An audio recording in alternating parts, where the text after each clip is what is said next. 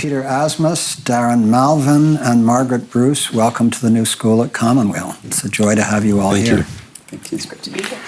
So our conversation today is about something that might sound abstruse to some people. It's about microgrids. And Peter, just in a word, what is a microgrid? In one word? Yeah. That's great. No verb. Small grid. All right. That's 2 words. All right. That's just cheating a little bit. But expand on that a little. What's a microgrid? Well, a microgrid is like what it sounds. It is a small grid, but in the context of North America, the United States, it's this idea that you can create an island of power, and actually the technical term is islanding. So you are connected to a grid, like I believe Commonweal is, but the idea of a microgrid is if there was a power outage, you could disconnect and keep operating. But the key distinction about newer microgrids is that you could use solar power and other renewable resources and batteries in the microgrid. So in the old days, or in a lot of people just had generators, backup generators, diesel generators, propane generators. The idea of a microgrid is you could have a more diverse system, so a more resilient system, so that you could actually have power for a longer period of time. And Margaret Bruce, you are Program Manager for Local Government Sustainable Energy Coalition. What is your focus in work on microgrids? Advocacy. And say a little more about the kind of advocacy you do. Local governments are often left behind when it comes to standing up for their own rights and needs. So we represent them before the California Public Utilities Commission. It's not just in their patch to take care of everything, they also need the resources to take care of everything related to emergency preparedness and critical functions. So, in effect, you represent the local governments in Sacramento? In this case, not only Sacramento, Okay. but where the Public Utilities Commission is in their big headquarters office in San Francisco. I get it. Thank you. And Darren Malvin, you are the, founder, director of American Solar, which installs solar systems in many places, including the Bolinas Community Center in Bolinas, the Bolinas Fire Station, and the Medical Center, and numerous other microgrids throughout Marin County. And we're actually talking with you about the possibility of installing one here at Commonweal. Yeah, very excited about the opportunity to work with Commonweal finally after all these years. And, microgrids, expanding a little bit on what Peter was saying, this is an important opportunity to create resiliency for important public functioning facilities. And it's very accessible. The technology has evolved so much, and we're really pleased. We've been doing it for a lot of years. We're really pleased that it's becoming coming to the forethought for a lot of these organizations. Did I hear you did one for Marin General Hospital also? We're working with them right now actually on a much larger solution for batteries, but we did a large solar system for them. Wonderful, wonderful. So I'm going to say in a few minutes why I wanted to do this conversation with you guys. I am a total non-specialist in electricity or microgrids, but I think it's extraordinarily important. But Peter, I wanted to ask you if you would favor us with a song at the start. Yeah, imagine that. Hold on one second here. Let me get that. So to provide the context is I fell into energy totally I shouldn't say by mistake, that's the wrong way, but by accident, let's put it that way.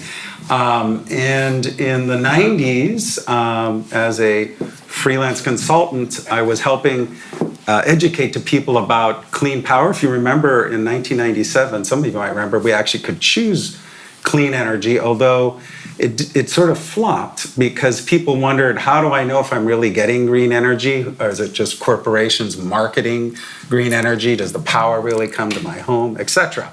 But as part of that effort, I actually wrote a song. I had a band, and the band played solar-powered concerts at the state capitol steps as early as 1988 in the successful campaign to close Rancho Seco in Sacramento, the only nuclear plant ever closed by a citizen vote. And so part of that, I had an activist band, and we played many events, including out here in West Marin. So I'm going to play a song called Clean Power Right Now, which I wrote, I can't believe it's over 20 years ago, but here we go.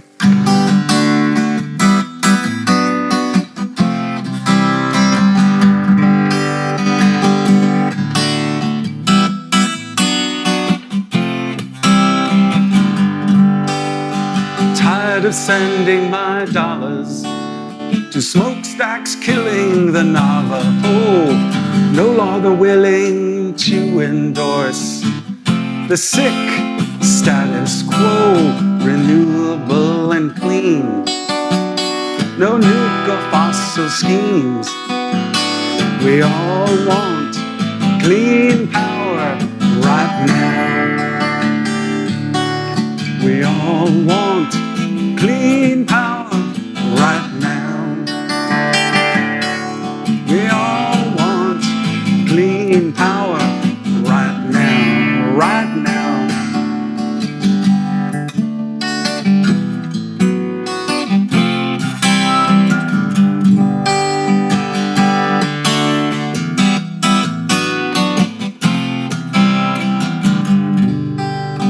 Who would want dirty power when there's so many green strands?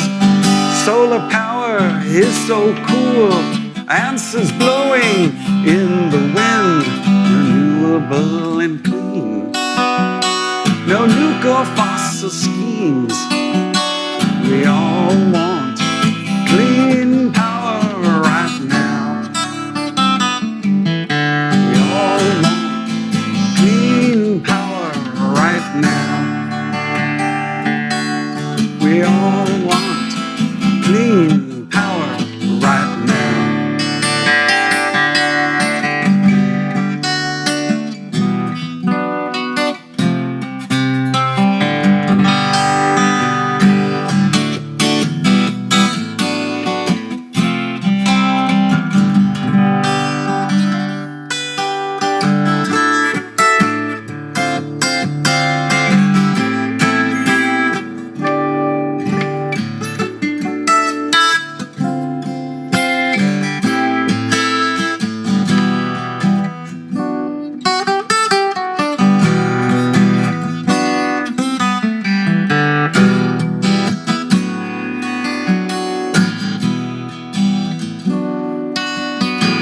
We all want clean power right now. We all want clean power right now. We all want clean power right now. Right now. Right now.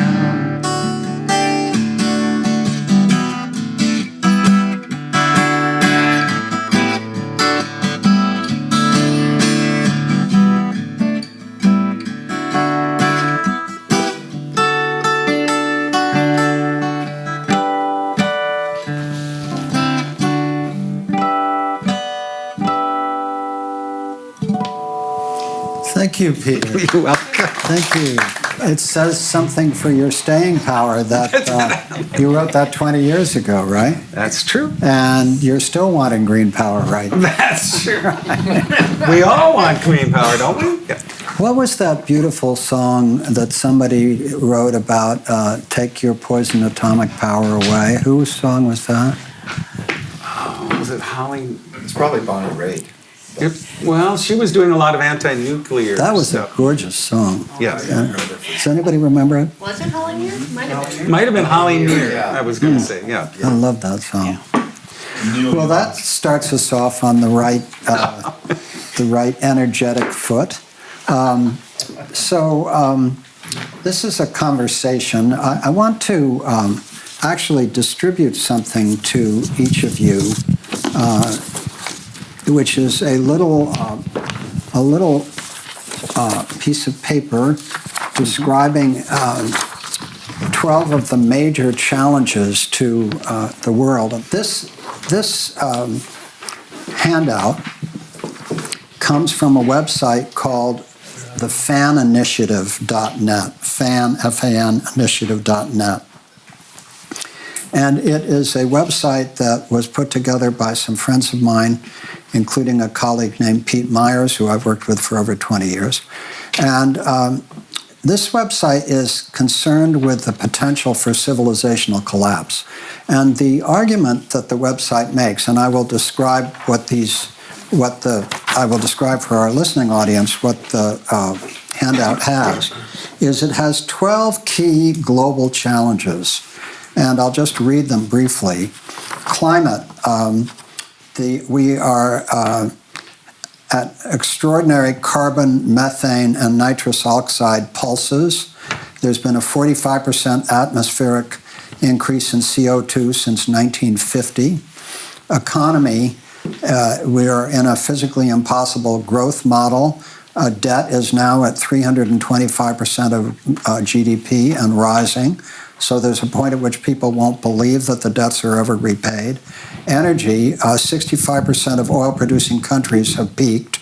Soils, we have about 60 crop years left due to topsoil loss, depletion, salinization, and desertification.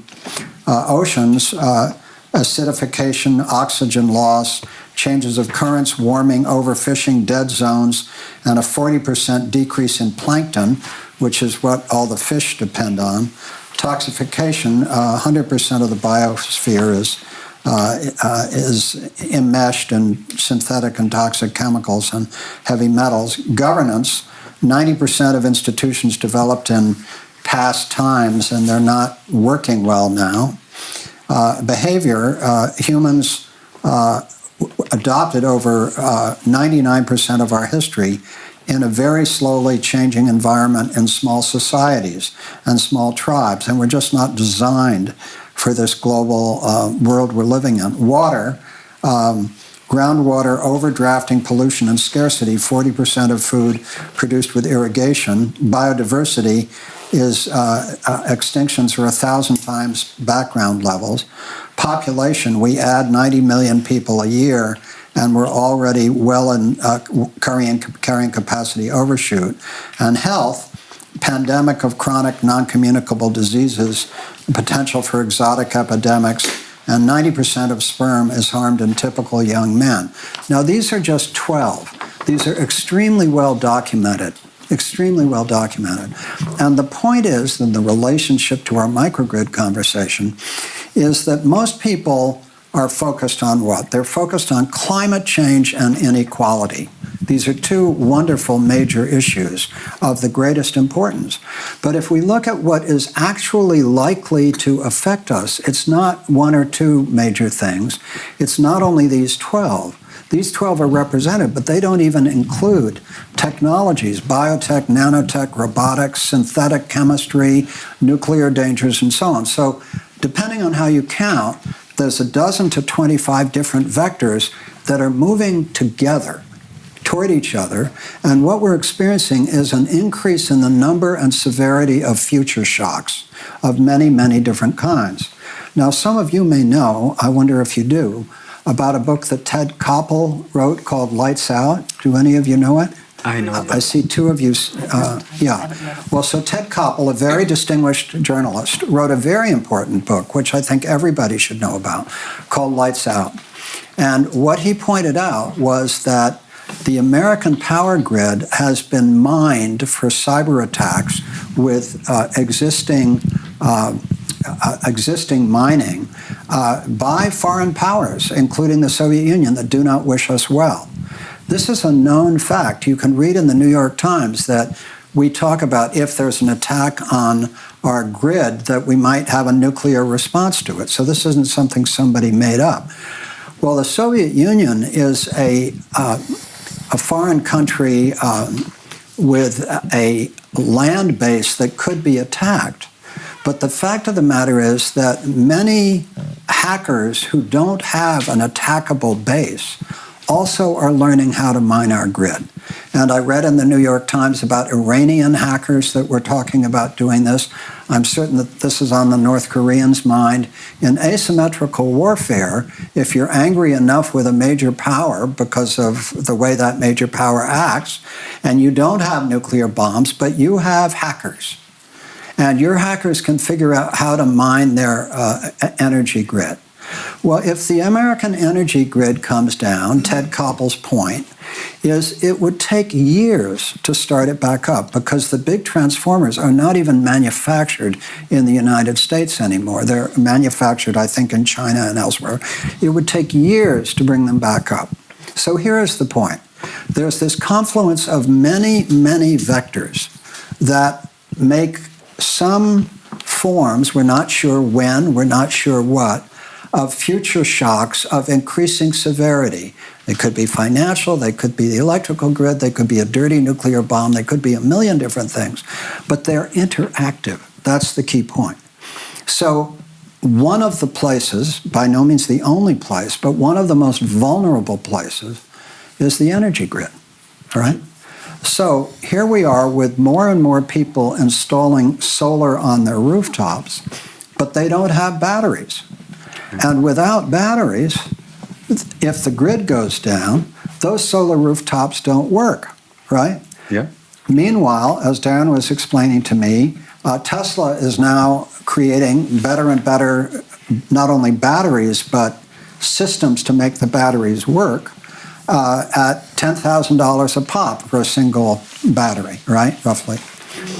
Yeah, and so the question that I believe is a real one for national security, for local security, for community self-reliance, is how we go about creating energy self-reliance in disasters.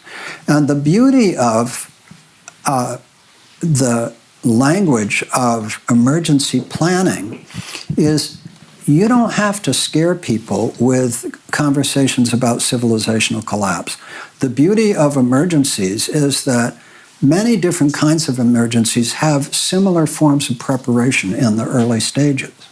So you can talk to local fire departments, to emergency responders, to local governments, to others.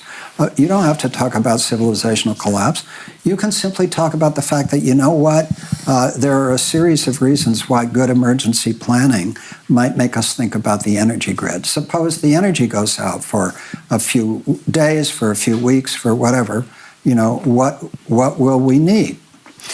So what brought me to this conversation was a strong focus that I've developed at Commonweal on this question of using the language of emergency and contingency planning as a gateway to exploring what is too scary for most people even to think about, let alone look at, which is the confluence of factors that we're facing that suggest potential future shocks. So I just wanted to lay that out at the start and explain why this total non-specialist is talking to three specialists about energy microgrids.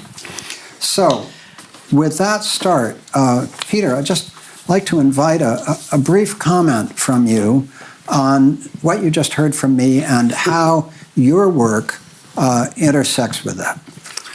Well, sure. So I think it's a very interesting angle you have about using emergency preparedness as sort of a way for communities and individuals to start thinking about these bigger bigger threats, I guess, which are pretty overwhelming. I do think, and obviously I was instrumental in creating this event and doing another event in Stinson Beach, and I'll use that as an example because what we're starting in Stinson Beach is just do a survey of what solar systems are out there. Like, there really is no tracking per se. Now, the utility probably knows, but most of those are not owned by the utility, and generally they can't control them. So one idea is that most people, as you mentioned, most people don't even realize they can't use their solar system when the grid goes down. I mean, when you say that to people, they go, really? That doesn't make any sense. You know, that's kind of the natural reaction. And the reason why that is historically utilities didn't want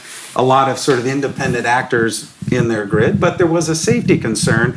The safety concern was if there was a power outage, some of that electricity could trickle back on the grid, and if there was someone trying to repair the line, they could get electrocuted. And so that's been sort of the historical reason. But what's happened is that the technologies are there now to safely seal off and create these microgrids. So in the past, most microgrids were diesel generation, fossil, because that was sort of backup power. And so that's now sort of the new trend. So I do think emergency preparedness, I think the wildfires right now is one of the biggest drivers for all of this about emergency preparedness, and even microgrids, because now PG&E, because some of you may notice they were at one point liable for billions of dollars because their power lines helped create the fires, although there was then a last-minute bill in the legislature, which I think kind of relaxed some of that. But what they're saying is we'll just shut off whole portions of the grid if it's an extreme fire danger. So that's,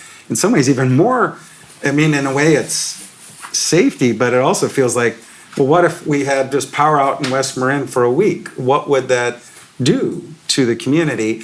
And I'm trying to use that as a reason to get community centers and emergency shelters to even look at microgrids more seriously because of that threat. And then there's always the earthquake threat, but that, you can't predict it. So on the East Coast, when they have the hurricanes coming in, at least you can see the threat, people can prepare, people evacuate, and even microgrids, some of the more primitive ones that aren't automatic. See, and Darren can say there are microgrids out there that are kind of, let's say, old school microgrids, where there would be a gap in power, but it would be able to come back quickly. The idea of the modern microgrid is you don't even notice a blip. It's just seamlessly keeps operating. When the grid goes down, you can still have your solar going. I mean, that's the more sophisticated version. So I'll pause there. Sorry, I was going on. No, that's good. So Margaret, I saw you nodding your head about Peter's comments about forest fires and so forth being a driver of local government concern. Oh, a crisis is a terrible thing to waste. Yeah, right. And from my side, so I wear a couple of different hats. I'm not the specialist you might think I am. Okay. One of my hats is I serve on the board of a water district in my community in the Santa Cruz Mountains. And what Peter was saying about the utilities now looking at shutting down circuits if there's a red flag day. I don't know if the folks attending saw the sign by the volunteer fire department that said, today is a red flag day, it's extreme fire hazard day. So if it were very windy, and if the utility and the firefighters said, yes, we think this is a high enough risk, PG&E will shut down the distribution circuit from the transmission level down to your house. So that means, and they can do it with some notice or if necessary, like that. So as a homeowner, that's an inconvenience. You can't, check Facebook or, have too many ice cream cones before it melts. And at the community level, it's a big deal. Wearing my water district hat, my operations director called me and said, oh my gosh, have you seen this thing from PG&E that says they could shut down our entire valley, basically? I said, yes, Rick, I absolutely know what that's about. And yes, they can do that. And have you guys thought about what it means to the water district? We have about 30,000 people who live in our scattered communities. We serve 8,500 connections. We have 43 pressure zones. We have 50 tanks. We have 2 water treatment facilities. What happens when the power goes out for a few hours is we have backup diesel. We have 2 facilities with solar and some storage, but not enough for more than about 6 hours. So when you have an extended outage and PG&E is saying, we might give you some notice, it might be out for a day, but really it's probably going to be out for longer than that, even if there's no serious fire or an earthquake or something. We have to go through and visually examine every line and make sure that nothing is arcing, nothing has broken, that there's no hazard, and reconnect everything and give it the thumbs up before we can throw the big on switch back on. So if you're talking about maintaining water supply, treated clean water for almost 30,000 people for 6 days with no electricity from the grid, you're going to be challenged. And then what happens if there's an emergency and you have to have fire flow? And there have already been instances in Contra Costa County. There was an event where PG&E experienced a red flag circumstance. They, out of precaution, shut down the circuit. Then there was a fire. And the trucks rolled to the scene and hooked up to the fire hydrant and had no pressure. And the real issue there isn't pointing finger at the firefighters or pointing fingers at the utility because they were being taking precautions. It was that there was no established communication framework. There was no way for the utility to say, so water district, you're going to need to put in some backup power right now. Fire department, you have a pumper truck that's got an auxiliary pump. You want to bring that one. There were no communication channels established. That's actually the theme of an upcoming event that I'm hosting in Santa Rosa on October 25th to talk about those communication channels and making sure that from the utility side, from the local government and special district side, and the emergency responder side, all of those communication channels connect, just like an electrical circuit should. That they come together, they're talking to the right people, that people are prepared, and that the information that the utilities need to communicate and the responsibilities of the local governments are clearly articulated in regulation. The Public Utilities Commission has an open proceeding right now on that topic, and that's what we want to influence. Again, as advocates for local government, those channels of communication have to be clear, clearly understood, and implementable. And you haven't even spoken about hospitals or people whose lives are depending on, Right. electrical. That's a whole other conversation. Oxygen, electrical. That's a whole other conversation, yes. Preemie babies, all those things. So there's an important distinction, I think, between personal resiliency, where if you have the opportunity to put in solar and a battery and have your own residence or your own business resilient in the face of energy interruptions and disruption. That's one thing. But if you are a local community and you have limited resources and you have to prioritize, what do you prioritize? Whose job is it to make those prioritizations? Hospitals, obviously, but also probably sensible things like community centers. Not everybody is ever going to have the resources to put in solar and storage and have their own little domestic microgrid. So where do people go if they need to charge their devices, if they want to call their family members, to whatever? They would go to a library, a community center, the grocery store, the fire department. So when you say call their families, to what degree, this is something I actually don't know, are the cell phone towers dependent on the grid being up? That's another important question. Yeah. Some of them are. Some of them have battery backup, And some of are them not? don't. So does that mean that, like Verizon or whatever, if California was out, would Verizon service be up if California were taken out for some reason? That's a good question. I can't speak to Verizon's network, but I can speak to my experience personally in the event of storms. I live in the Santa Cruz Mountains where we would say if a bug burps, we lose energy. We have spottier cell coverage. In my experience, it has never gone away, but it has been diminished to the point where only text messages go through. I know in some of the big fires, they've just all melted, so that's a whole other story. That's a whole other story. So Darren, you're the guy that actually installs these systems. So you're where the rubber hits the road. That's right. How did you get into installing microgrid systems? Well, I've been actually working on energy solutions, and I was involved even in high school. I was involved with a company that was building geothermal power plants very early on, and I've been interested in energy my whole life. And about 12 years ago, I decided this is what I wanted to do when I grew up. So I'm still working on it. I wanted to speak to some things that you were talking about, though, and it's totally right that, when you have an individual home and the ability to have some individual resiliency, that's great. People should definitely do that. And waiting for a disaster to happen is not when to go, I'm going to call my solar company now. Can you get a battery in tomorrow?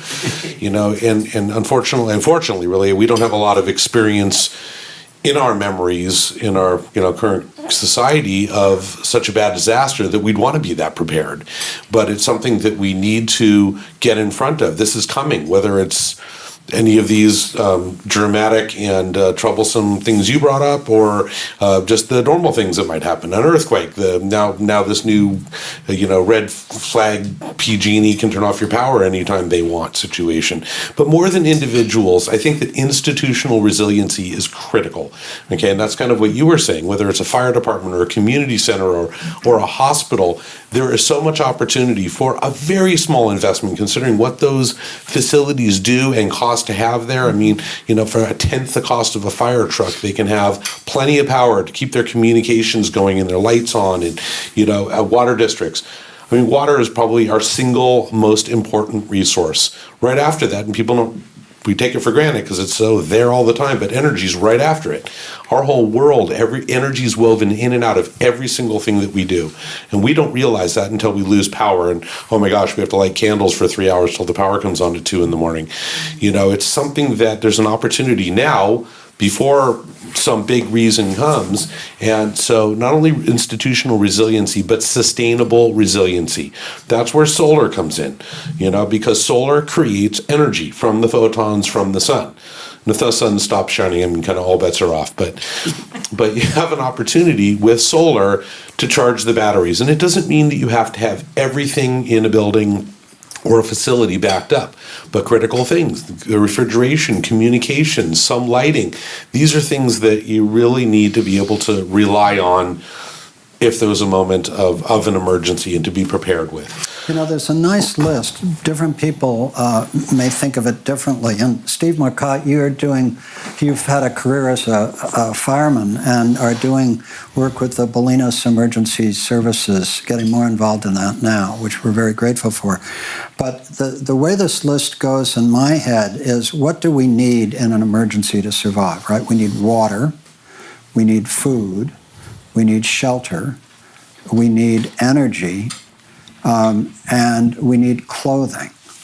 And then you can go on to medicine and so on. But at a very basic level, you need water, food, energy, shelter, clothing. That's kind of So, Steve, when you guys and I know you've done a lot of emergency work, do you have any kind of check-off like that about what needs to be taken care of in an emergency? Yeah, the Disaster Council and the fire department have plans in place to, as much as we can, be self-sufficient. Right. But being in a small town, our stores in general are kind of limited. We have a good supply of water, and not knocking the water district, but the water facilities are somewhat antiquated, some of the piping. So while the water could be there, the distribution may not be there. Fortunately, we're on a gravity system, so our reliance on energy is not as great. The sanitation of the water, getting it clean into the storage tanks, obviously rely on electricity. I was curious about that. When the power goes out, can the whole mesa, for example, in Bolinas and downtown, is that all gravity fed pretty much? Yes. So it could keep going even with the power out? Yeah, the clean water in is gravity fed. Right. The downtown and the Little Mesa sanitation-wise, they rely on electricity. They have a generator backup, but they rely on it to take the sewage and pump it back up to the mesa. So even there, we are relying on energy. So the clean water from the tanks and the reservoirs is energy fed into the system. Yeah. But to keep cleaning the water, you'd need electricity. Yeah, the water comes into the sanitation building, which is right over here, and it has a great solar array right on its dam. To keep that running, they have solar power, and then they have generator backup.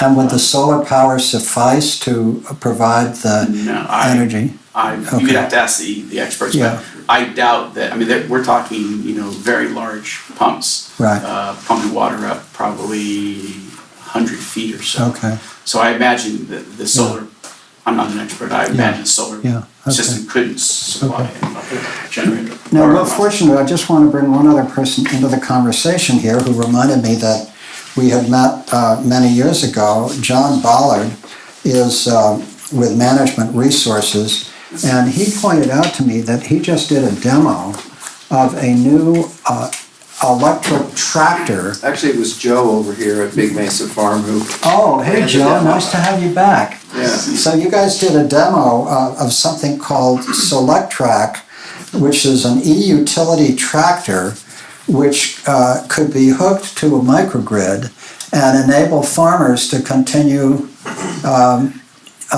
making food, basically.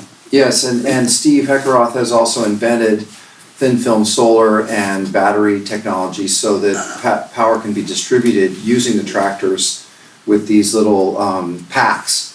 So you can actually have a distributed mobile power capability in a community with a few tractors to move them around, as well as to dig post holes and trenching and a lot of other things that tractors are not usually used for. People usually do them, but tractors are much more efficient to get a lot of work done if you have them available and they're quiet and they're not going to disturb the school and they're, you know. So there's a lot of implications here that link with the microgrid, we think. So just so I understand a little better what you just said about moving them around to are you saying that are their batteries large enough to participate in storage of electricity, or are you just saying? Yes. You're saying that they could. In order to get the tractor to run for 8 hours, Yeah. You need a removable pack. I see. So you basically swap the packs out. I get it. So it's kind of like sticking it on the back of your cell phone at a bigger scale. Mm-hmm. So using that concept, you could actually have in reserve just a stack of these battery packs, and they could go to a particular location or go to a community I center. see. And basically leapfrog the fossil fuel infrastructure, which is Steve's vision for the third world. But here, obviously, the microgrid relationship, would be key. We envision, just a fleet of tractors that people just sign up with on their calendar, and there's so much work that is not being done right now I see. by machines because they're so polluting and so Right. noisy. So these are just examples, right, of, hey, James, I'm so glad you're here. James Stark from Commonwealth Garden and Regenerative Design Institute. James, let me pull you into the conversation for a minute because you've been thinking about these things for a long time. If my memory serves me, you had a diesel car or something that you were running on biogas for a while. Is that right, or something like? Vegetable oil from the restaurants Yeah. in West Marin Yeah. for a few years. So as you listen to this conversation, what comes to your mind? Phoning to get a solar array put on our house in Whitby next week. Uh-huh. Uh-huh. But I moved into an unintentional community previously called a subdivision. And so what I'm curious about now, what jumped in for me was, what about a subdivision who comes together, our home association, and decides to collectively decide on what they could do? Like, there's 50 homes in this group. Like, I'm just imagining how that could, the battery storage is more centralized. We create a little building, and there, so yeah. That's a good Awesome. subject. I see people lined up. Margaret, let me give you the first shot at this. And I'm happy to pass the mic Yeah, left and right. yeah, It's a great example, and it's an example that's analogous to a campus. And I was aware of about 15 years ago, the campus of Santa Clara University, including their dormitories, created a microgrid. So it's absolutely possible. They recognized they had the space for solar. They recognized they had a need for storage. They had critical facilities for research. An analogy in a community might be someone who needs dialysis, or someone whose medication always needs to stay refrigerated, or a critical communications need. The analogies are exactly parallel. So if there is the space and there is the interest, I think there are consultants and engineers who have the technology and the expertise, and we increasingly have the regulatory framework that would allow that to happen. Peter, you had a comment. Yeah, I wanted to say, actually, I got into this whole microgrid mess. No, I shouldn't say that. This microgrid topic because someone from Bolinas, it was Don Smith, who I believe is still on the water Right. board. It was before they installed all the solar, and he was sort of asking me questions, and back then they called it community solar, which back then was pretty rare. Now it's a much bigger thing. But the idea being, why couldn't Bolinas just kind of create its own energy system? We'd have the solar up on the mesa. But what we discovered, and I actually got a grant from the Marin Community Foundation, actually Ty Cashman, who's here in the room, we all kind of worked on a project trying to figure out how could this be done? And what we found out, of course, is a lot of the regulations didn't allow that to happen, primarily because in most communities, if you would transfer power over a public right-of-way, then you have to become a utility. And so that then means you're burdened with all of these regulatory things. And it wasn't necessarily to block it, although maybe part of the reason for that was, but it was also about safety. But what's happening are those old rules are being chipped away at. Like Connecticut was the first state to pass a microgrid law of any state in the nation in 2011 because they had a power outage of 9 days. And so they now say in an emergency, only in an emergency, you can transfer power over a public right-of-way. So that's just sort of like a little nit, someone chiseling away at the former utility monopoly. And part of the idea in Stinson Beach, and Ty came up with this idea of a solar safety net, was also this idea in Stinson Beach. We're just trying to identify where is all the solar, really more as an exercise just to get the community to realize, like, all that power we can't even use in an emergency, and then to think about, well, should someone be designated, and this would be done more informally, who had the money to install a battery, and so the neighborhood would know, well, there's the community center, but what if someone's way on this part of town has a family emergency?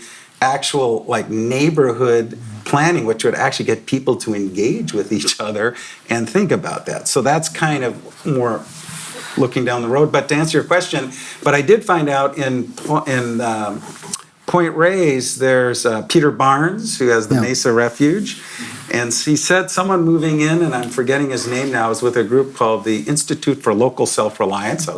Great, I forgot his name. I know who David Morris. David Morris. Yeah. And that he was going to move Harold in there. Barlow. And they said, because they're not public roads. So think about it. If it's not like I live on the patios in Stinson Beach, which I guess theoretically it says not a county road. I think theoretically you might be able to create kind of a mic. So that's all about, it's the nitty gritty. So I think the good news is the technology moves faster than the regulation. So since we were thinking about the solar safety net 10 years ago, back then, the technology, you could have argued, maybe weren't there. Now the technologies are getting there, but there's still sort of residual regulatory resistance. So Ty Cashman, as I live and breathe, I didn't recognize you. We've both gotten older since the last time I saw you. I think last time we talked, we were discussing your Jesuit training.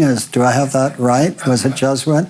And we were having a conversation about, I think we were talking about Aristotle and Plato, and I think you were the Aristotelian and I was the Neoplatonist. Am I remembering correctly? Yeah. See, I can't remember faces or names, but ideas stick with me. So Ty, talk a little bit about your history with this electric work, which you've been very much part of.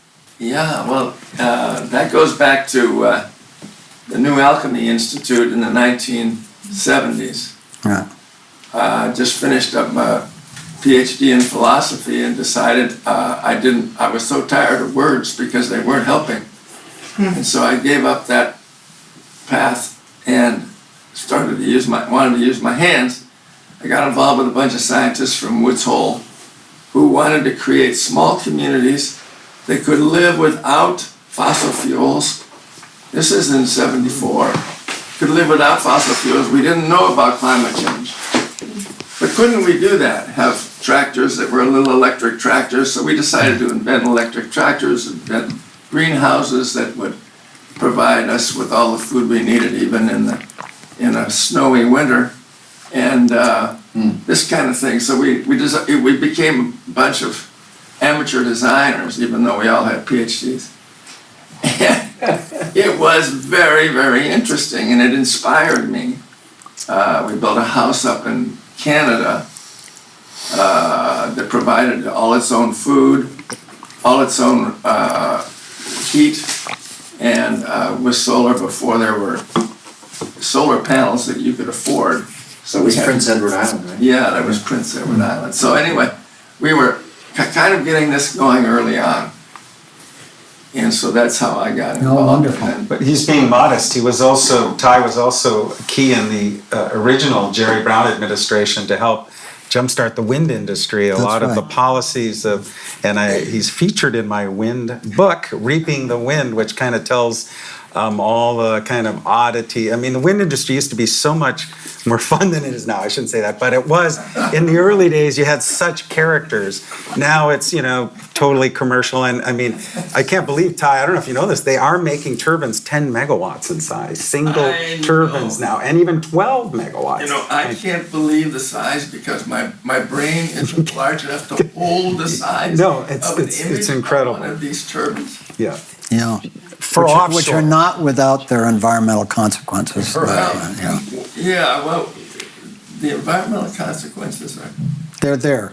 they're there. You talk about communities in Vermont where these things are being put up on hillsides and they're not pleased. No, So we don't want to see it as without any consequences. So I want to come back to Darren because, as I said before, you're where the rubber hits the road. So I want to talk about cost. And you said, somebody calls you up, put in a solar system tomorrow.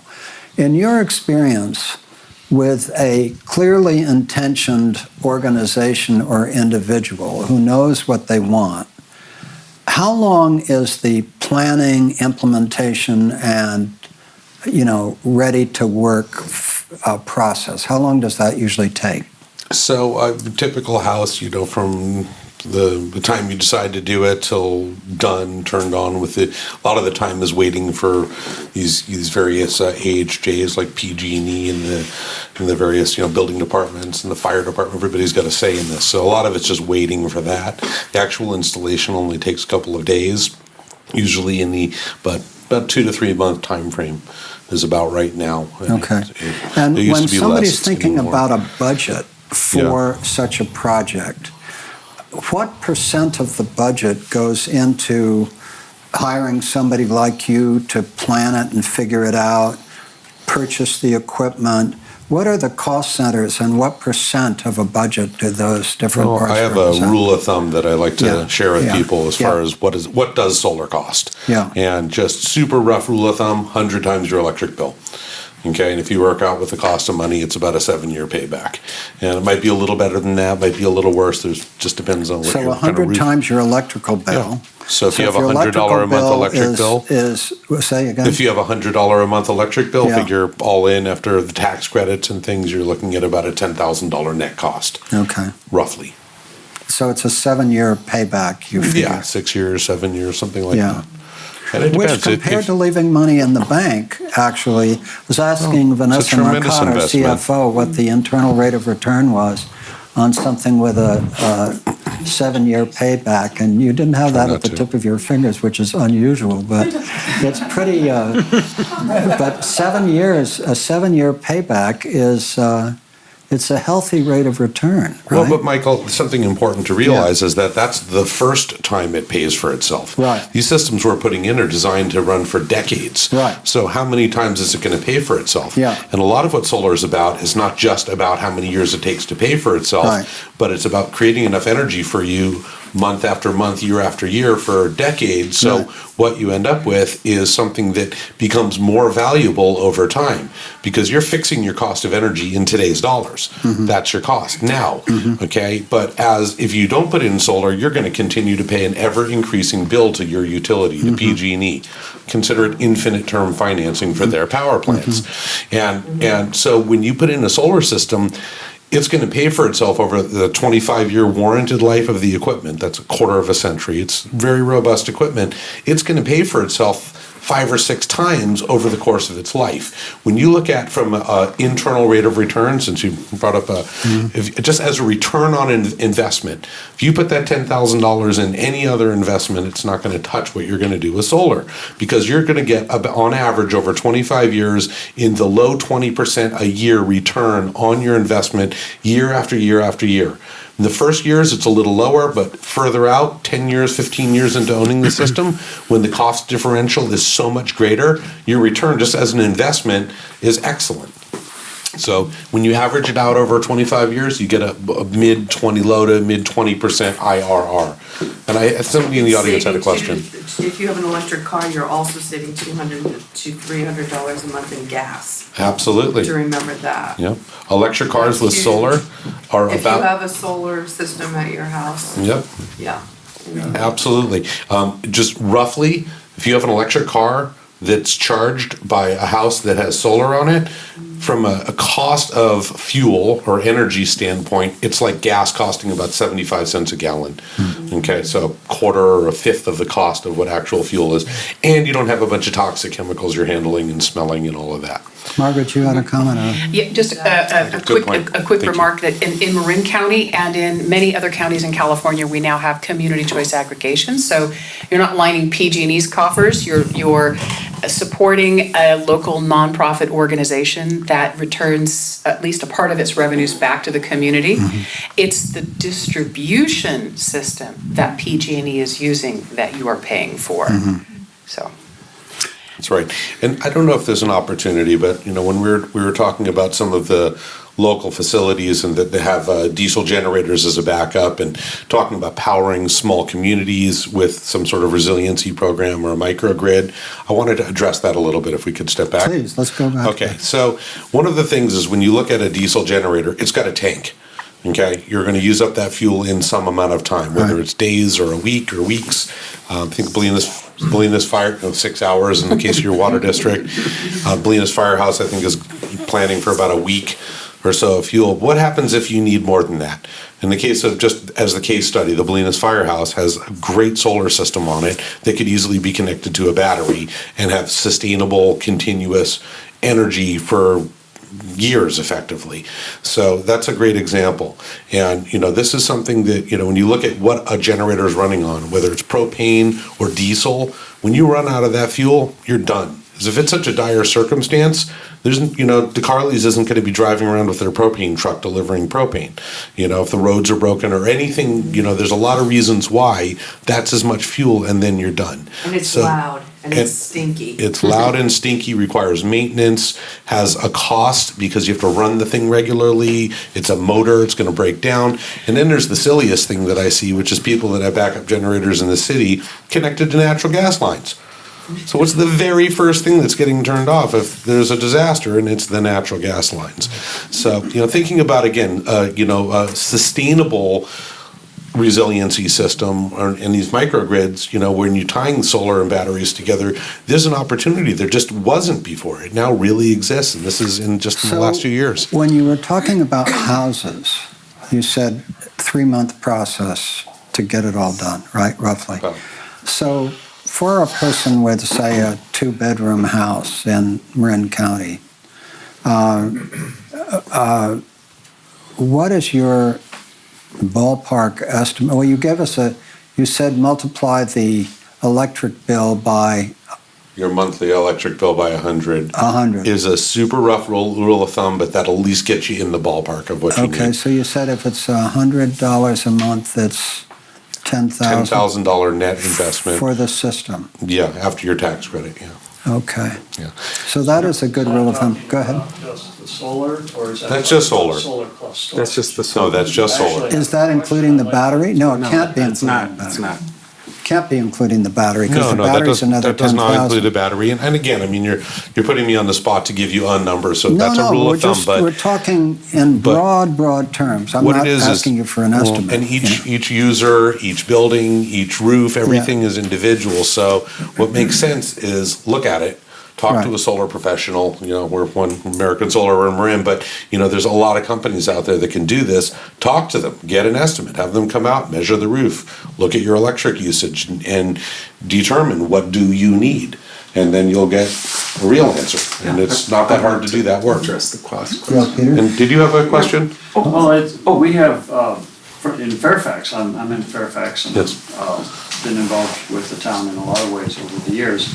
So we have now, we're starting to look into a microgrid in our town buildings. We Excellent. already have the solar, so there's a pretty substantial solar array on the pavilion in Fairfax, but it would go off when the grid went down. So the idea is to put storage in there and put the control electronics in there to where you could have the pavilion, which could be a good community center, maybe a disaster gathering center. And you've got the fire department, which currently has the diesel generators, of course. You've got town hall and maybe the women's building where we gather for a lot of things. So those tied Right. together could be maybe on a grid. So we're wondering what the cost would be, given you've already got the solar, to upgrade that to a microgrid on the Right. island. Well, microgrids, battery storage, it's a more complicated conversation than solar. Yeah. And there are some heuristics that I could share, but it really, each individual circumstance is unique. And part of what you can look at in a circumstance is, rather than saying, let's back up the entire facility and everything about it, is you can pick your favorite loads. The most important things: communication, security, lighting, refrigeration. These types of things are the most critical. And if you can isolate those circuits, you can have a lot more effective backup of just those circuits for a lot less money. If you're looking to back up everything, then it's a different story. And air conditioning and all these other things that aren't critical, most likely not critical, then it's going to cost a lot more. So it's really, you have to look at each individual circumstance before you can really throw out a number. I mean, I suppose if somebody really held a gun to my head, you could say right now, and the number, it's a moving target, but right now you're looking at $1,000 to $1,200 per kilowatt hour of storage, roughly speaking. And if you have a tiny system and a complex integration, it's going to be more. If you have a giant system and an easy installation, it's going to be less. So, but, this is exactly the example that I'm giving that's so important, is that, the town of Fairfax, the fire departments, the water districts, these are the cornerstones of our communities that have to be supported and have to have nominal amount of energy if something happens.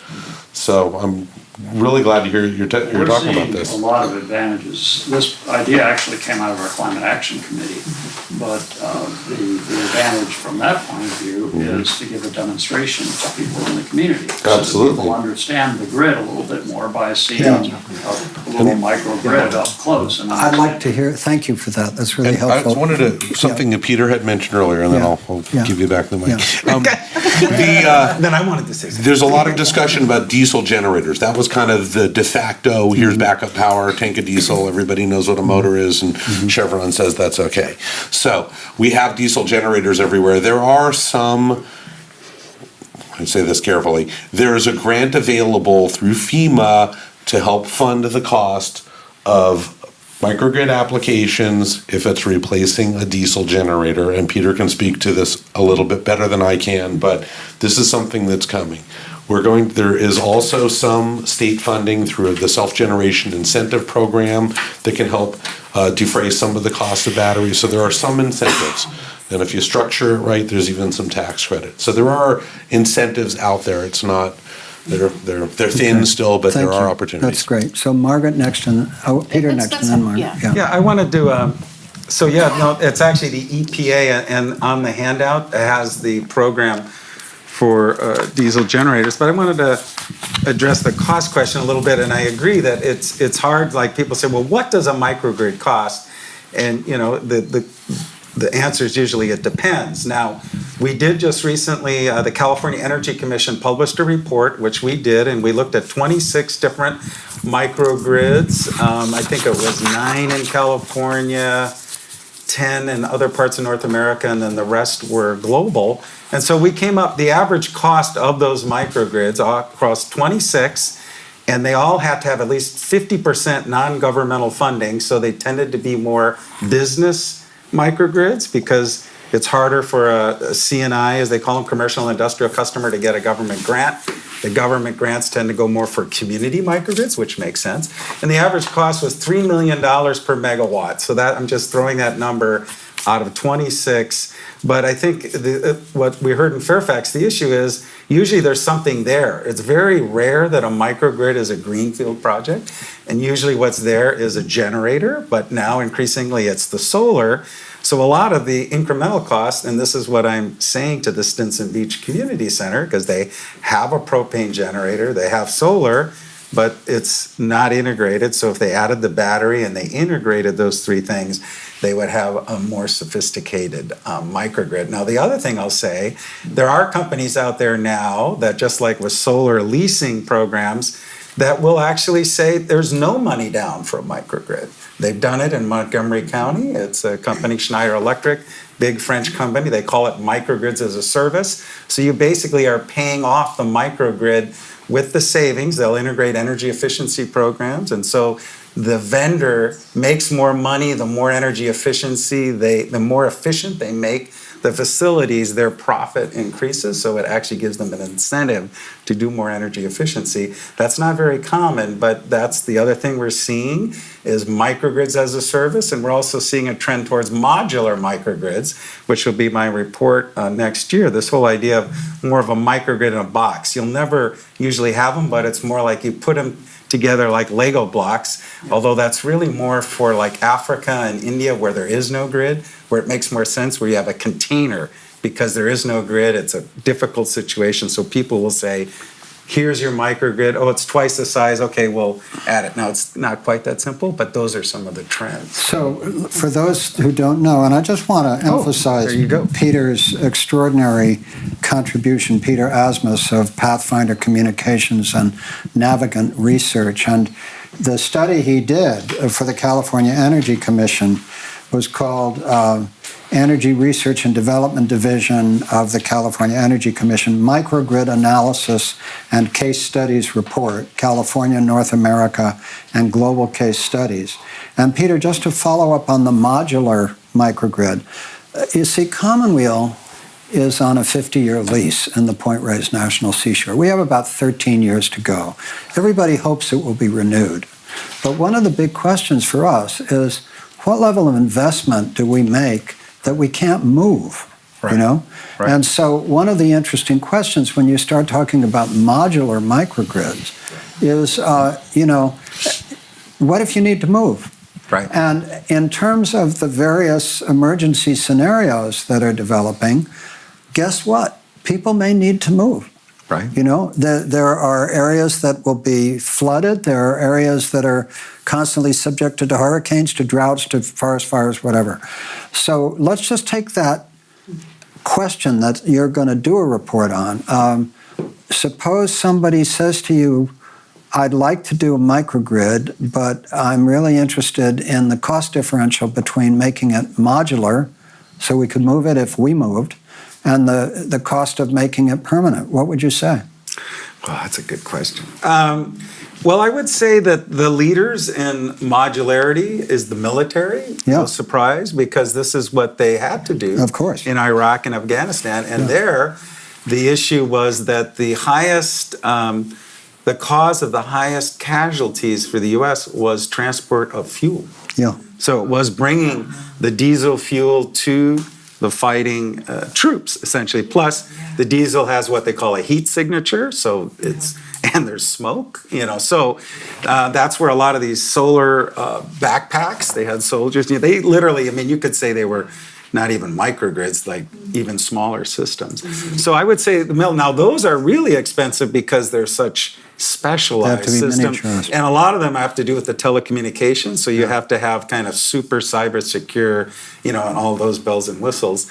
I think modular. Now I know in Puerto Rico there was a lot of sort of emergency systems that were modular and were and some of them were fossil, but some of them even were little tiny wind turbines that people brought in. And so, I think when I'm thinking about a modular microgrid, I wasn't necessarily thinking you could move it. I was thinking, but that is, I think in terms of an emergency response and depending where you're at, that is definitely going to be a trend. But the idea of modular is also, one of the main costs in microgrids is what they call balance of system or the customized engineering, and you always will have some of that.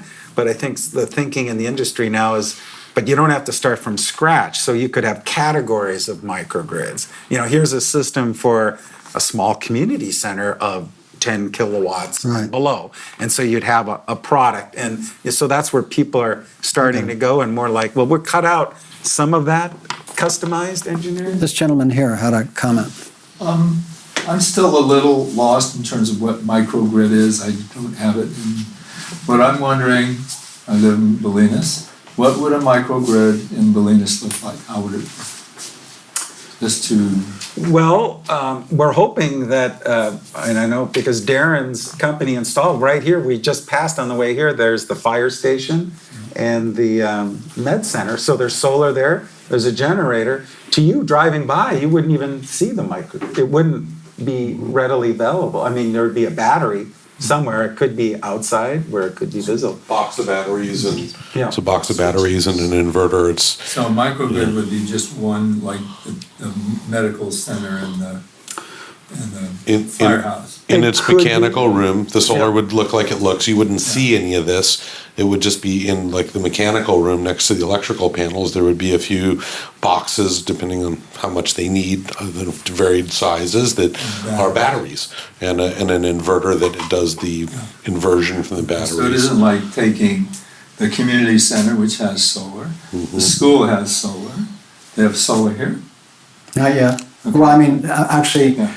But there's, you know, RCA there's has the solar solar here, out yeah. for our pumping Right. system. You know, it wouldn't be taking all of those and somehow connecting all of Well, those you together. could theoretically do that, but I wouldn't call that a microgrid. That there's the other term would be one term you said earlier, community solar, which is more this idea of how do you pay for it. You could have, and the original idea of community solar is you would put like a big solar array, and this is before people started adopting it in a big way, on a high profile, let's say a community center, and people could voluntarily pay a little extra to help finance that solar. That was more sort of the idea. And you would theoretically get a portion of it, although in reality the electrons wouldn't flow to your house, but it was more of an accounting thing. The idea of a virtual power plant, which is also something I study about, is more like, let's say in Bolinas there were 25 homes that all had batteries.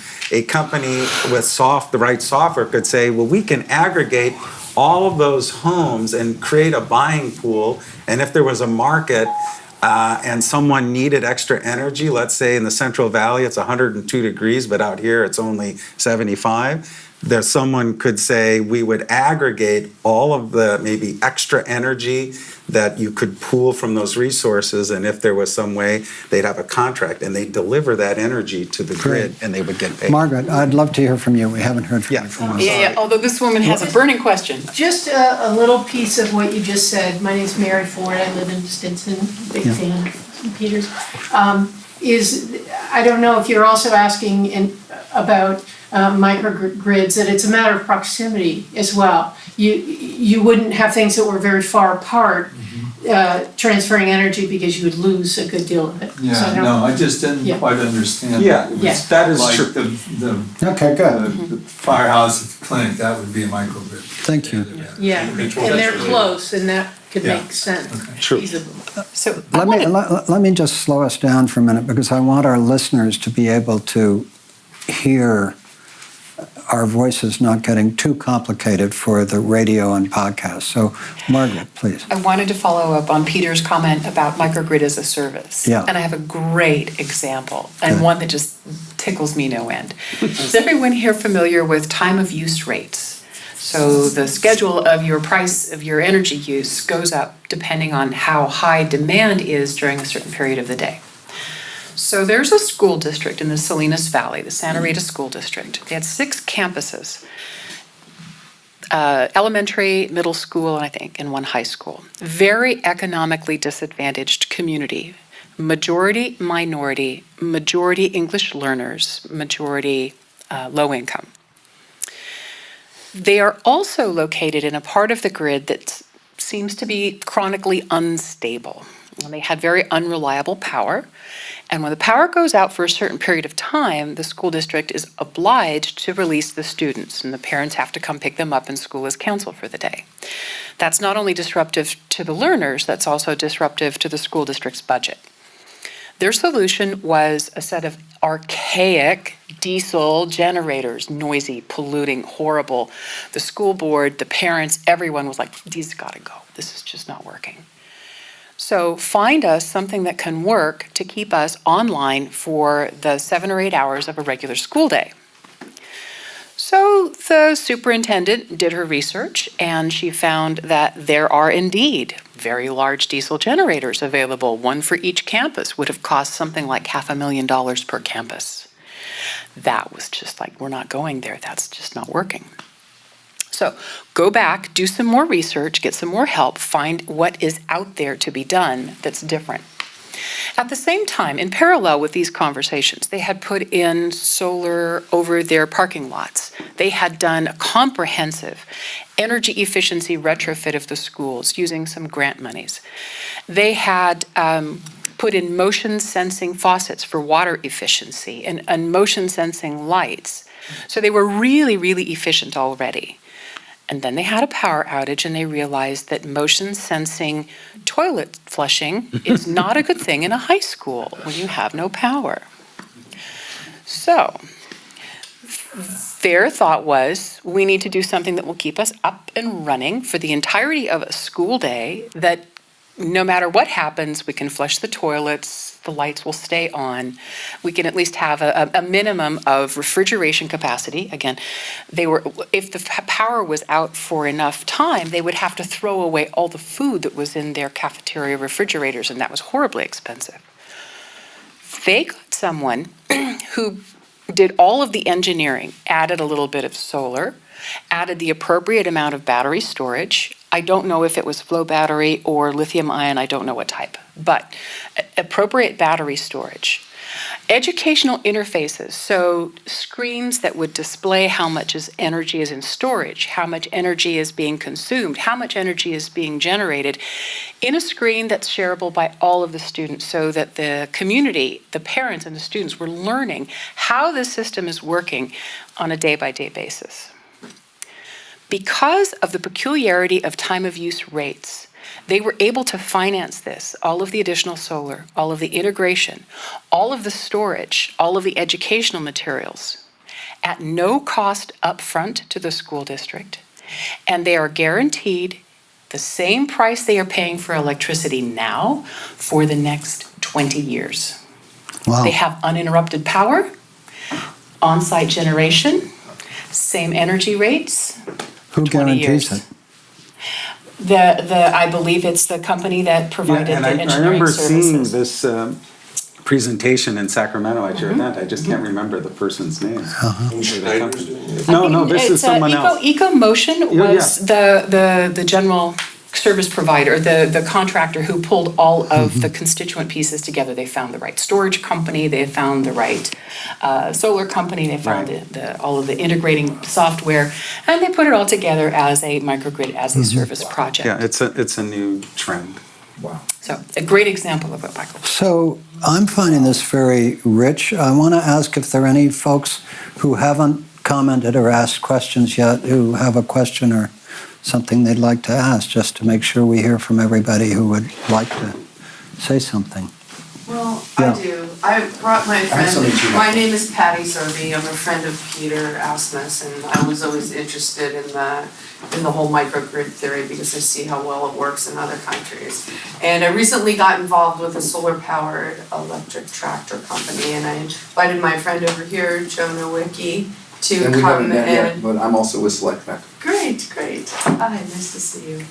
So, yeah, that's all I wanted to say about Thank you. Joe and Peter and. James, you have a... I just have a question about this distribution thing. We put a solar system in Point Reyes about 18 years ago. And for a long time, we would get the $5 charge per bill, which was just a nominal thing. And then all of a sudden, when we transferred over to the energy efficient company and going through that in West Marin, it turns out now we get distribution costs and all that kind of stuff, and we're getting a regular bill. Now, do you see that pattern? Is that a pattern that's going on around the country? Is it just PG&E that's doing that? Because we love the idea of not having a bill at all.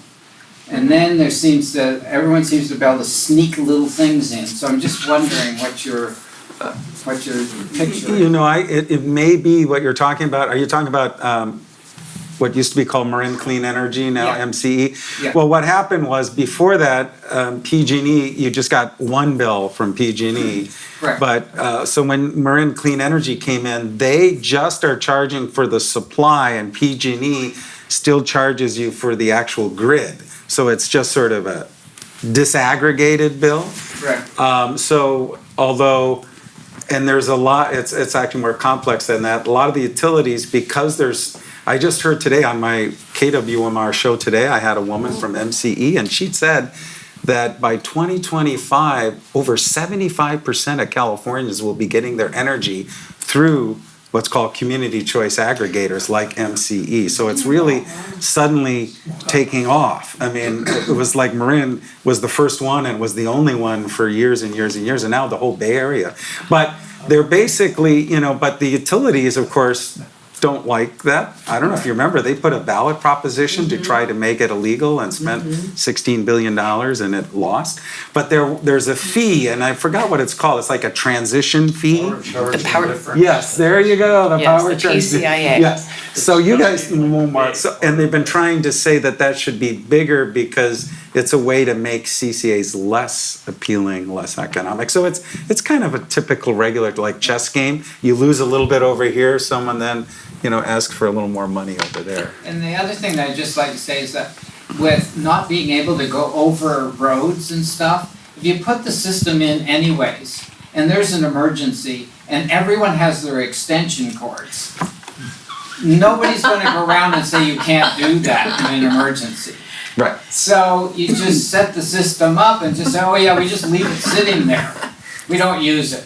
And then everybody does when it's time to do it. I'm doing that exact thing. He's doing that. Yeah. He has a great story. So I live next door to a community center in Homestead Valley, and we've set it up with a big, giant extension cord so that if the power goes out, I can plug them into my house.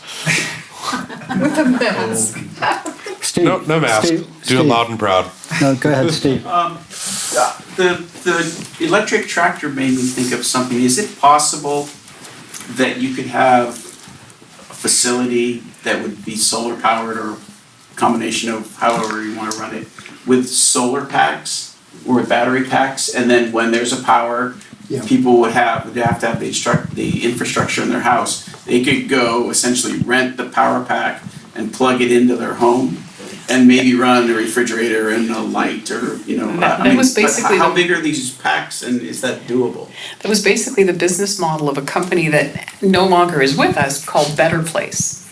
And their idea was that rather than have electric vehicles that have a stationary power pack, battery pack inside, you would just drive to a charging station, the battery would drop out, a new battery would plug in, like your cordless DeWalt, and off you go. So absolutely, you could do that. I don't know if there's anybody doing that presently, but the idea exists. The reason that the tractor's taken so long, Steve spent 25 years and $3 million of his own money and about $1 million in grants to get to something we could sell a month ago or a month and a half ago, was because of the runtime issue, because there's so much load on a tractor if you're running the PTO and you're towing something heavy.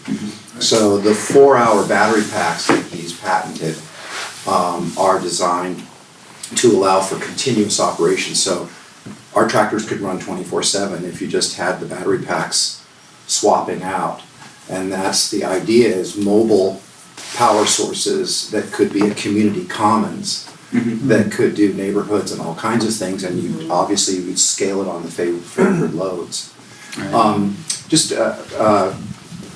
Absolutely so glad I drove down from Sebastopol for this conversation and seeing Ty for the first time in decades. And he wrote a poem called "The Stage is Bare Now," which I published in my bachelor's dissertation, and I still read it to people because it's still true.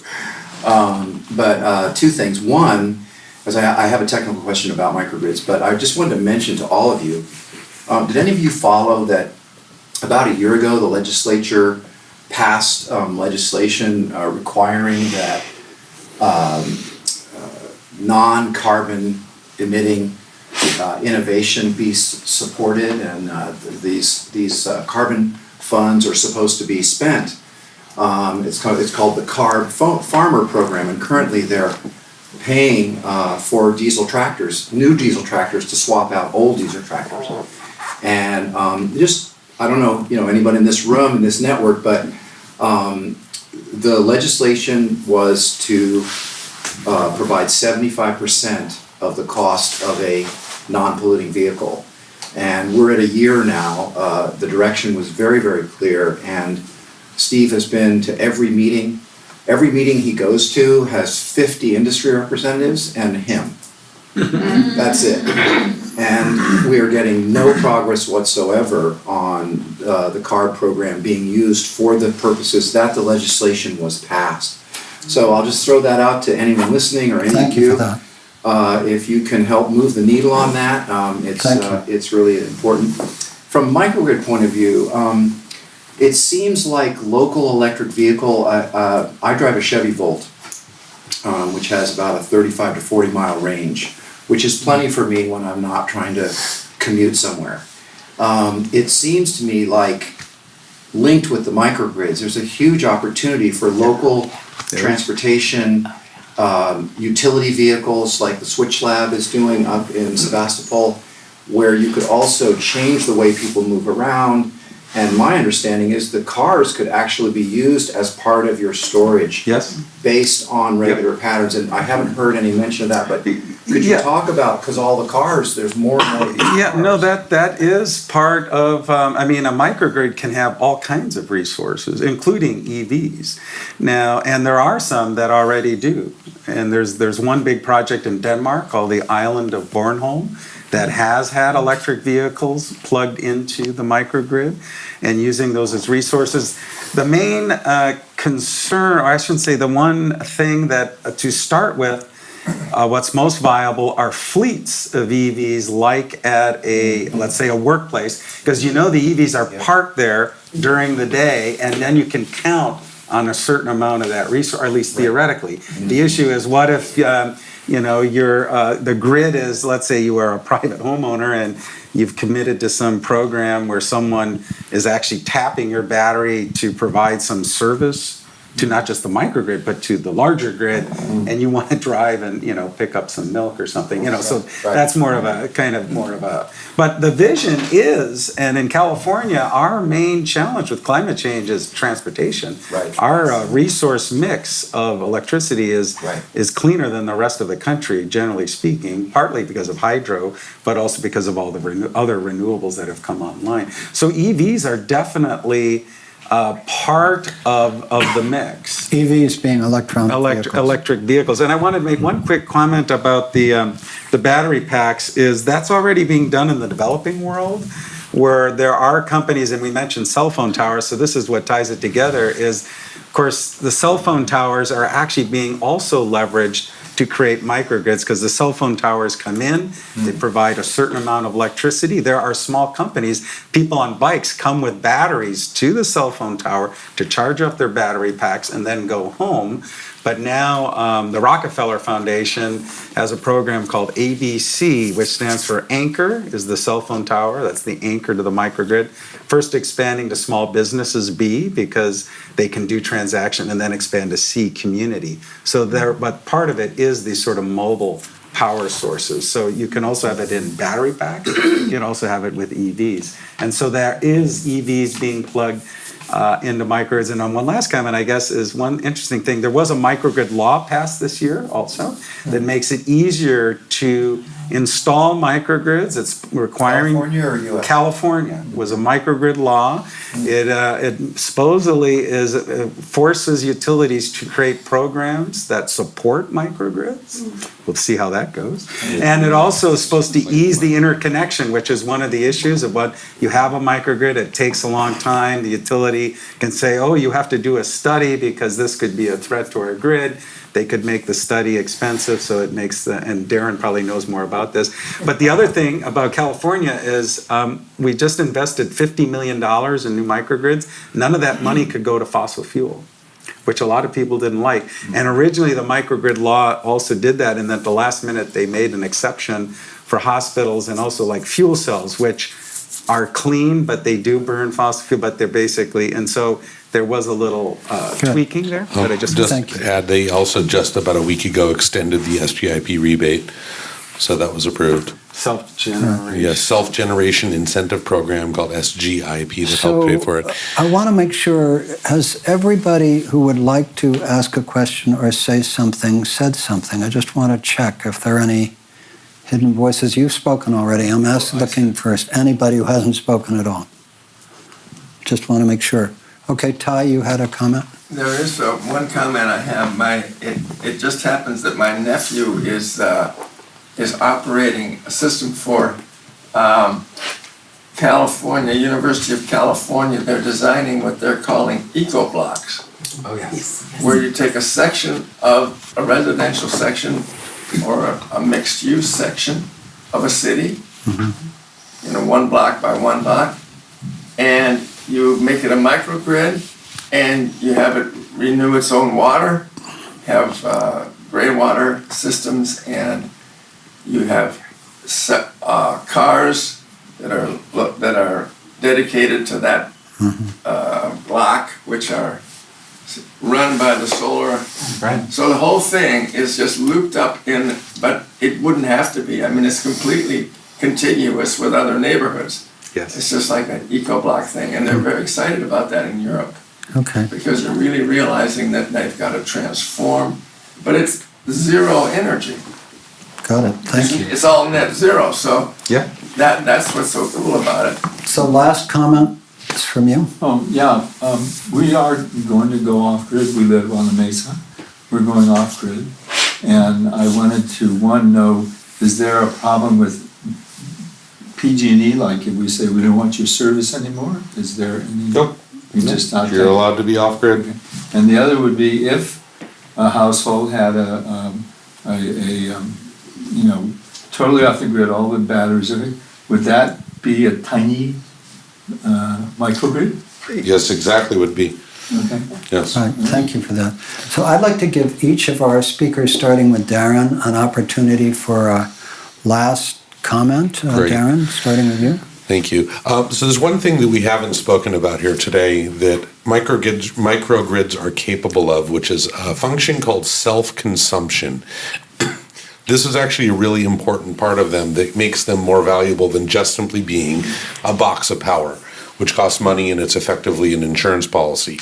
With self-consumption, what a battery system can do, the same microsystems can do, is take your solar energy that you produce and store some of that and release some of that power at your control at times of day you use energy where the solar is not producing, like in the evenings when you come home from work and you start using power.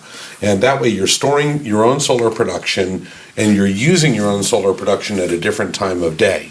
And by doing this, you can actually leverage the solar energy that you're producing and get some value out of your microgrid systems. And it's not a phenomenal payback, but it's something, and it's a reason to help consider why invest in a microgrid, because it has a way to be paying for itself a little bit over time, at the same time that it is this a really important insurance policy to have a resiliency plan in place. So that's something to keep in mind. It's not just simply a box of fuel that you're going to use up. Okay, it's a more interactive thing, and this is really what's changing right now, and something that's very modern. I mean, there's only a couple of companies that are really able to do this. Tesla and Outback are both capable of this function, and on a commercial level, that's really what batteries are about. They're not putting in microgrids so that they've got backup power unless it's a hospital. Other than that, commercial C&I projects are simply putting it in so that they can shift when they generate power to when they use their power, because you're not necessarily generating it right when you're using it. So I just wanted to add that Thank to you. everybody's consciousness. And I want to thank you, Peter and Michael, for inviting me to be here. This is so great to be getting to be part of this little wave, and hopefully we can make it be a bigger wave, and anything that we can Thank be you doing so here to help. much. And Thank you, Darren. thanks, Margaret. everybody. So I have kind of two pieces of this, and thank you for the great segue. When I talk to local governments, those who are our members and those we interact with, they look at microgrid, how to choose a microgrid based on two things: risk and cost. The risk is, if my 911 call center goes down, what does that mean for my community? Or if my fire department doesn't get the emergency call, what does that mean?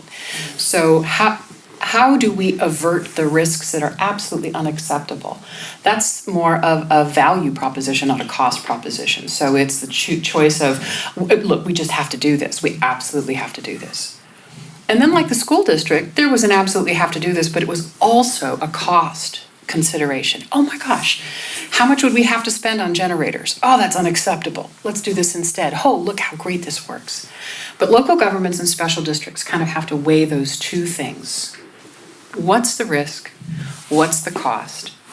And as citizens of our own communities, I think we can help our leaders and help our fellow citizens identify what are those really important things that we need to do those things. So bring them into the awareness, the consciousness that, we all share now, that these are important conversations to be had and important decisions to be made. And one last thing I wanted to illustrate was, we live in a really privileged part of the world. And not everybody in California has the same privileges that I enjoy, and that I'm assuming many of you do too. There was a microgrid project in Southern California that was funded in part by an Energy Commission grant, an EPIC grant. And a professor at UC Irvine and his great colleagues and esteemed professionals and technology providers came into this very disadvantaged community and said, we're going to do this great stuff for you. We're going to put solar on your houses, and we're going to have electric vehicle charging stations, and we're going to just do all this really cool energy efficiency stuff, and we're going to put double pane windows, and it's going to be great for you guys, right? And the community was absolutely aghast. Get out was the response they had. Leave us alone, get out. And they were dumbfounded. I was like, wait a minute, but you're going to save money, and your house is going to be cleaner, and you'll have less expensive transportation. And they just didn't get it. They're like, look, we live in the lowest rent corner of the lowest rent town in the valley because we are so poor. We're all economically disadvantaged. And what you're talking about may be great, but when we rent, our landlords are going to see the benefit from improved properties, improved values to their properties, which means they're going to raise our rent. Don't you dare. Where else are we going to go? We're at the bottom of the bottom of the bottom of the rung. Where else are we going to go? So stop it with your electric bullshit. And it was disheartening because the people who came in with that project really had the world's best intentions. They understood the cost of energy to this community. They understood the environmental health impacts to this community of their forced lifestyle. And they really wanted to make a difference. And I think the moral of the story is everybody needs energy resilience, and everybody needs and deserves clean energy, and everybody needs and deserves clean air. But there are sometimes confounding pressures, confounding situations where you have to address the underlying economic reality where people live and make sure that that part is honored and taken care of first. And I would leave you with that thought. Wow.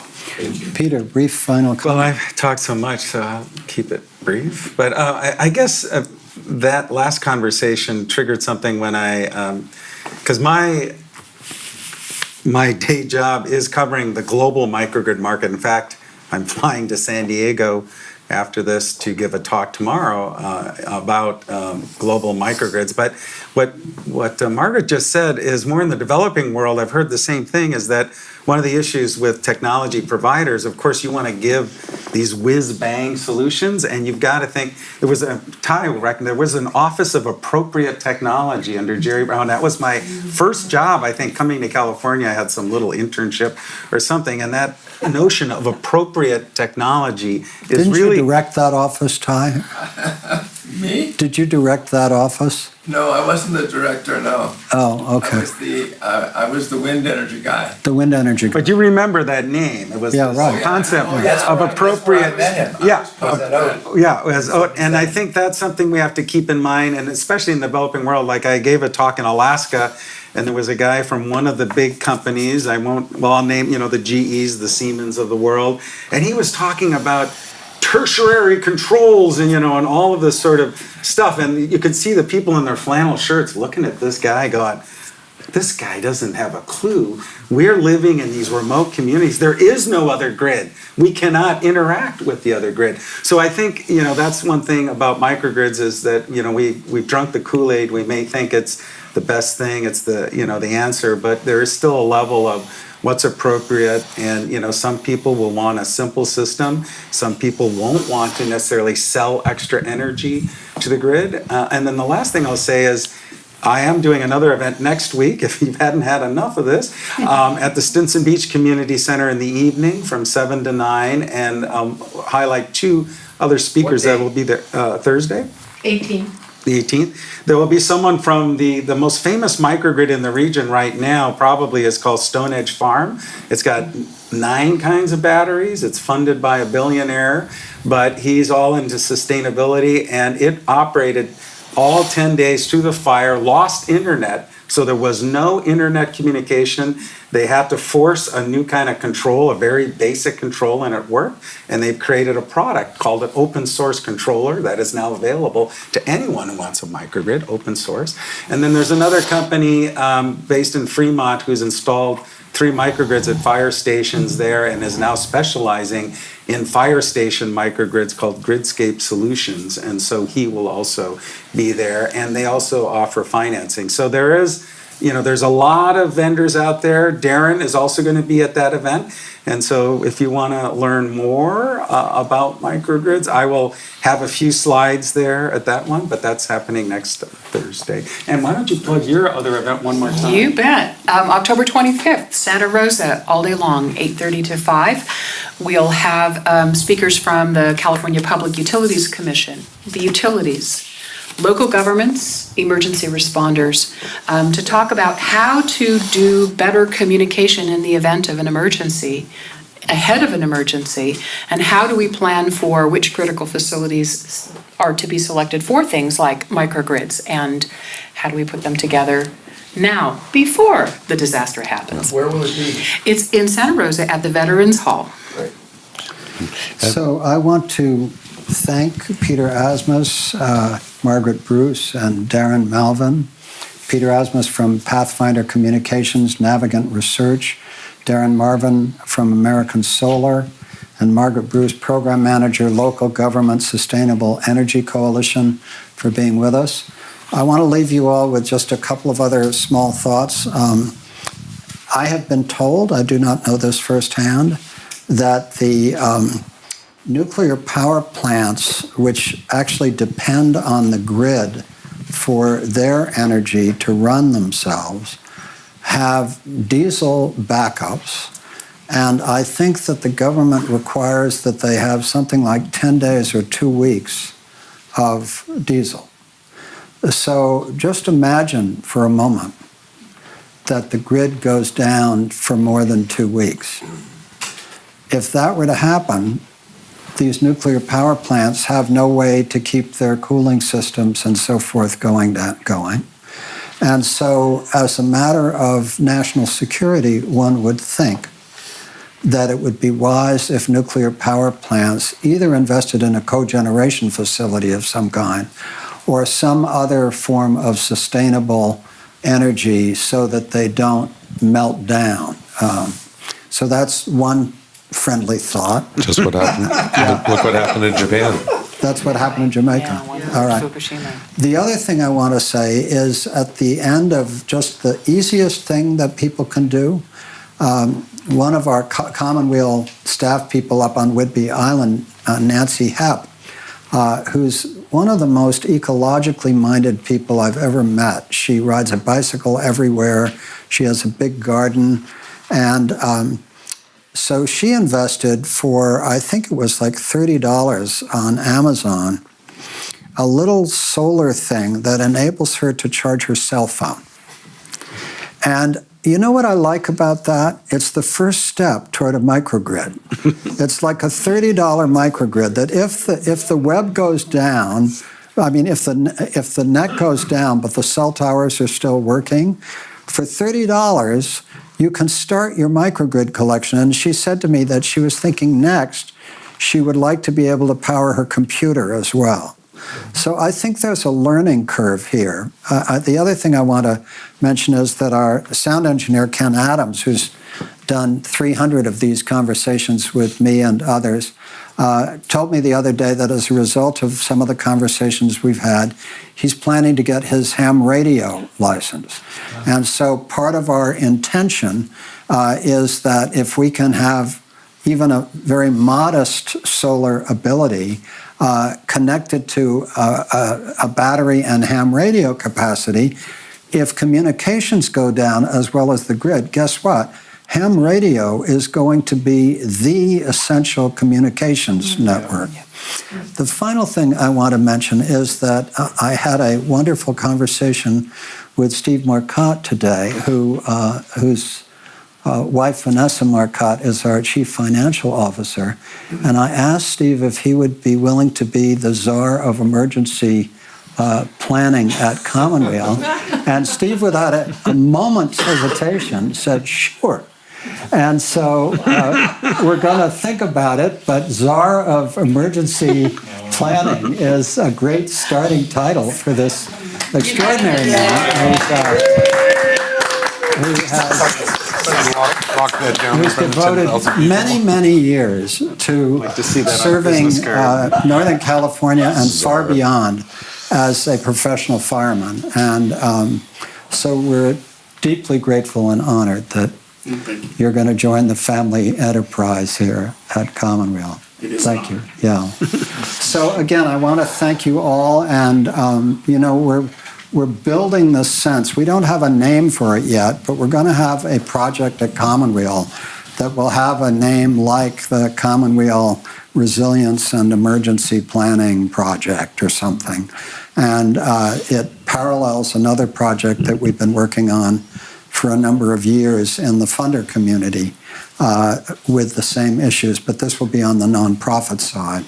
And so it will be a place at Commonweal where we will gather these forms of information and lists of the challenges we face, like those on the FAN initiative, and just build the concept of what authentic community resilience and emergency planning looks like. And you all are pioneers of this work, so we're very grateful for your many years of service. Thank you all. Thank you. And,